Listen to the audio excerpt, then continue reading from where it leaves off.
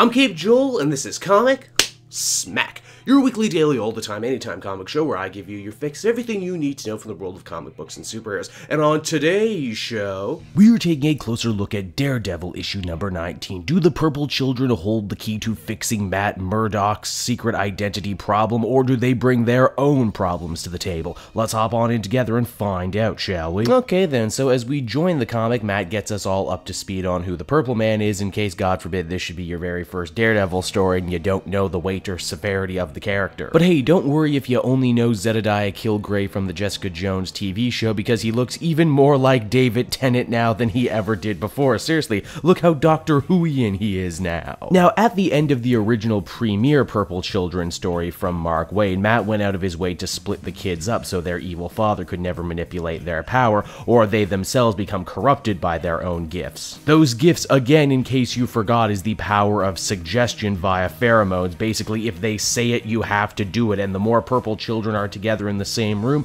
the more powerful they become. It would seem, despite Daredevil's direct commands to do so, the kids actually stayed in contact with one another. I mean, you can't really blame them, they were family, and it's gotta be hard growing up purple, am I right? It would seem Papa Kilgrave is on to the kids again, and he's already managed to capture 3 of the 5, and now he sent an army of zombified people under his command to Daredevil's home to collect the other 2. Luckily, Daredevil is no idiot, especially now after getting attacked at home by Typhoid Mary in the previous issue. Because of that, he's gone out of his way to build a nice little panic room for Kristen and the kids. What follows next is a really interesting, really compelling little action scene wherein Daredevil has to defeat all these zombified people without, you know, them killing themselves and him hurting them too bad. With the help of the remaining 2 Purple Children, Daredevil is able to track down Zedediah Kilgrave to where he's been hiding. Apparently, he's built himself a massive machine to siphon off the abilities from the other remaining children. This means his own powers to manipulate others have grown astronomically. Where before Kilgrave could only manipulate you if you were standing right in front of him and his control would wane the further away you got from him,